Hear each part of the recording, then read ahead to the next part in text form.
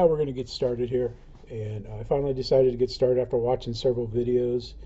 Um, I remembered what Cliff Harvey, Rick Wiggins, two great modelers, the tips they've given me. I watched a video on covering by RC Geeks and Andrew Guyton. I even saw an old VHS tape somebody copied, put it up on YouTube from the people from Monocote. And on this one, I'm trying some techniques. I don't like this technique I'm doing where you start it on the other side of the side you're covering. I like it when you pull it up and tack it on the same side you're covering that I used on the rest of the pieces. And I don't know. I tried to make it perfect. I made the seams match on the edge of the horizontal. I won't do that again because I nicked it in two places. I had to patch it. But it's a nice tight covering. I think it's going to work well. But you never know until after you get out and fly. Just trimming. And I kind of learned a lesson here too about trimming before you start heating it up. You know, I tack it down, then trim it like you'll see when I get to the vertical. There I was stupid. That was dumb what I was doing there. I was cutting it down the seam. I mean, it looks good, but it's not necessary. I should have just overlapped it. And I made a few mistakes overlapping. You know, I a little short on one item, a little long on the other. You know, just so you can wrap it around the edge of whatever it is you're covering, and you got enough to hold on and pull. Hold and pull. That's what I go by. Here's the second side. There I did it on this side. Now I'm using that method there. It worked better than how I did it. And once you get it tacked on, then you can go back and you can trim it closer. Here, like I said, I'm still making mistakes here. But you know, I started from the center and I pulled. Didn't have any wrinkles or anything like that. I used the technique of you know, if you got what looks like it might be a wrinkle, you don't press the iron to it. You just kind of hover the iron over it until the ultra coat shrinks out of it. It took a long time, and the longest part was taking the film off of the covering. That getting that backing film off is terrible. I had to do it for every little piece you see. Getting the ends. I used to heat gun. Tried to 220. Ended up going just a little more than 220, but you know, you don't know if you're using 220 or not. That's what they recommend for tacking on the covering. But you know, my heat gun could be off. It's just a Hobby King infrared heat gun that I like. The thing comes in handy. I've taken it out to the field when I used to fly off asphalt and you know see 130, 140 degrees on the asphalt. It's out there flying. Check ESCs and motors when you come back from flying. But yeah, it's going okay. I mean, I'm happy. I'm happy with how things turn out here. But this took a long time to do this piece. I did, you know, this. The video at 2 times normal speed for this portion was 40 minutes. So this piece took me a long time.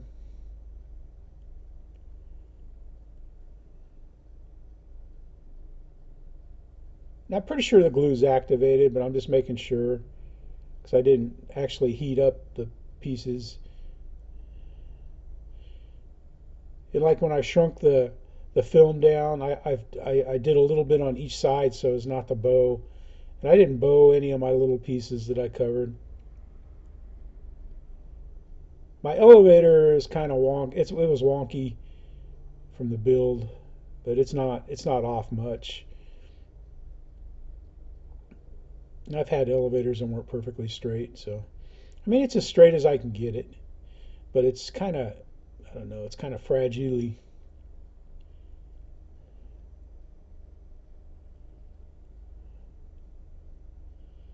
I even added more supports than what the plans called for. That's what's great about building balsa, man. Like here, I kind of, I do the ends, the skinny ends, and then the wide section. And by now, I'm starting to get a hang of it. And I got the film the right length. It might have been a little short on this piece, but I used different lengths of the end, the trim, just so I could get, kind of. I'm learning. This is the first thing I've ever covered, so I'm just trying to learn. And I had to change out my blades, man. You got to keep your blades sharp. Of course, I'm cutting into my plywood here, and I didn't scratch the film. I was kind of worried about that. I've got a sock for the iron, but I don't know. The RC Geeks, he kind of, you know, he talked about the sock, and he said, just, beware that if you press on it, you're going to scratch it. And if glue can get on your iron, so make sure your iron is clean if you don't use the sock. And I'm sure if I'm using a color covering that's got the paint on it, then I'll want to use the sock. But the clear, it's like, I think the covering is the color. There's no color attached to the covering. And my ugly pieces, I mean, I wrote on them with markers and stuff, so you can see where I just made every mistake possible building this plane using permanent markers to label the parts. But I'm glad I labeled the parts because they fell out of the carrier sometimes before I could build that piece. I sanded all these pretty well. I mean, it's not, I don't know. I could have sanded more on everything, but I've always felt that way, that you can always find something else that you want to sand on. But it's going well. It just, taking my time. I've got one of those trim irons, but I don't know. The RC Geeks, they didn't use it, and I could get in here with the big iron.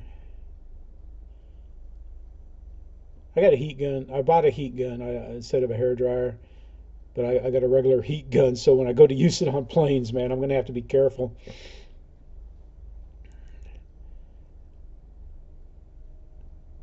And I'm using like 220. It said 220 to 230 on my when I was checking it. And when I was doing the ends and the corners, I turned it up a little bit more. And there I'm tacking it. That works best, tacking it on the front. Now, after I got it tacked down, then I go ahead and make my final trims. I like, you do the bottom and the ends first. That's what I've read. That's what I've seen in videos.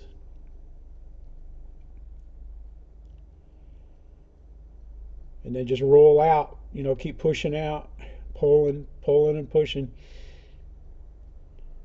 And I'm not pressing hard on the wood. I'm just kind of running the heater. I'm on the edge, I am rolling the edge. So I am pressing, but I'm not pressing hard. I just kind of hovering it over it. But on the edges I rolled, I pressed pretty good. It was kind of a pain cutting that thing out. Of course, I don't know what a pain is yet because this is my first experience. The pain is getting the covering. All right, by now I'm starting to get a hang of it. Now, I'm not doing the bottom wood because that's going to be all glue. It slides into a notch on the fuselage, the vertical does. And I wish if I'd had colors, I could have, made it multiple colors. But the way the wing is, I'm not even sure how I could use two colors on it because I don't really have a place where I can make a good seam because it's mostly, spars and stringers. So there's a lot of air gaps. But we'll see. I might mix the two. I've got the green clear and the yellow clear. So it's just going to be kind of basic colors. I was almost going to do the vertical green. I kind of wish now I would have, but I'm not ripping it off, man. I got a nice cover on it. But I did notice one thing that, even from last night when I didn't have any wrinkles, today I got a few little wrinkles in the covering from just sitting there. And I'm laying them flat so that they don't bow, because none of them were bowed. I checked, because I tried to do, once I got it stuck to the outside, it was, it hadn't shrunk yet. And so I would shrink a little bit on one side, flip it over, shrink a little bit on the other.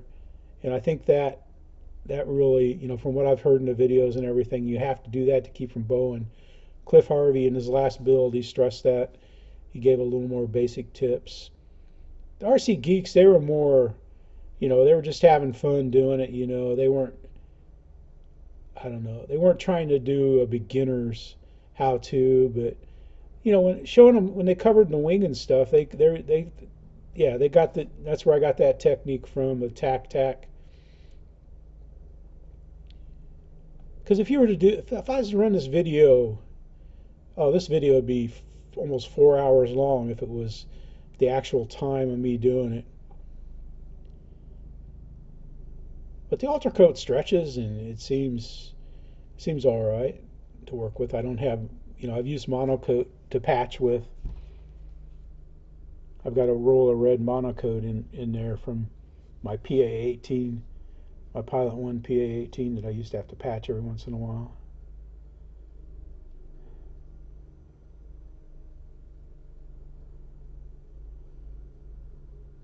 Yeah.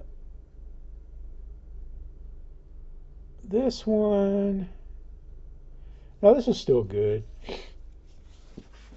I started using more overlap. Here I might have had a little too much overlap for the second cover. Yeah, for the second side. But I'm pretty impressed with how the seams work on these things, man. It goes great. It sticks and it's tough. I didn't get mad. I didn't yell. I didn't scream. I wanted to a couple times, trying to get that backing off the ultra coat. And I keep checking my temperature. Like the Geeks, man, they didn't even use a heat gun. He just turned it on 3/4 and did it, So, but the guys that did the ultra coat video. Now I'm doing these. We're getting close to being done here. These are the ailerons. I was real careful doing them. The first one turned out better than the second one because I used a little longer edges than the second one. But I'm excited. I'm looking forward to tackling the wing and the fuse. I gotta rig some strings so I can pull the servo wires through the wing before I cover it. But I'm probably going to try to cover it next. And then the fuse I'm going to have to do in pieces and parts, I think. But I've kind of, bottom to top, end, from back to front, so that all the seams, flow with the wind.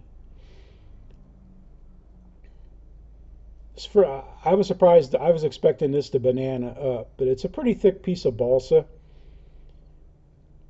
And the front edge is rounded just a tick, and the trailing edge is tapered.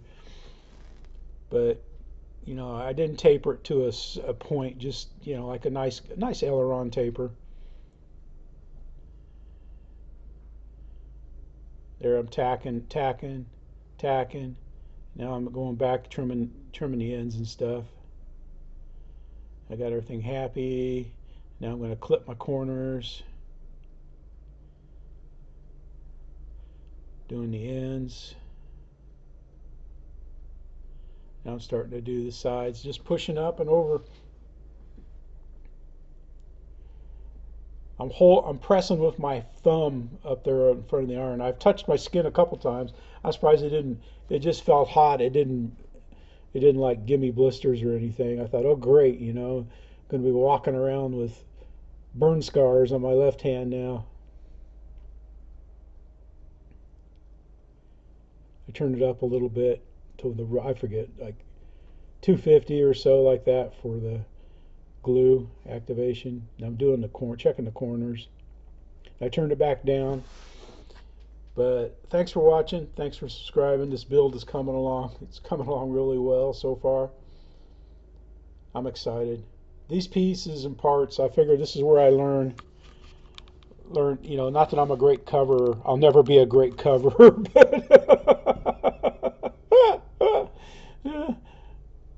I just try to do my best, man. Because you're looking at, there's my best. What you're seeing right there is my best. Now the second one I didn't like as well. I just didn't care for it. I think what I did is I don't know. I got a lot more. I've got a little more trim on this one than what I had on the first one. Plus it was getting late. It was getting late later in the day, and I had covering fatigue. I don't know how I messed this. I don't know. It's just it looks the same, but I had to work some more. I had to work more on this one to get it finished. That's coming to a close. Thanks for watching the build. Thanks for hitting the like button, subscribing to become part of Team Let's Go Flying and Let's Go Sailing, Building, Tucoing. Like I just got through charging batteries and we're getting ready to go fly. And then I got to pick the plaque up for the 5 Landing Challenge trophy. And, it's a beautiful day. Little wind, little clouds, mid to upper 80s. All right, thanks for watching. Make sure you subscribe. This is Jeff in Lower Alabama. Let's go build.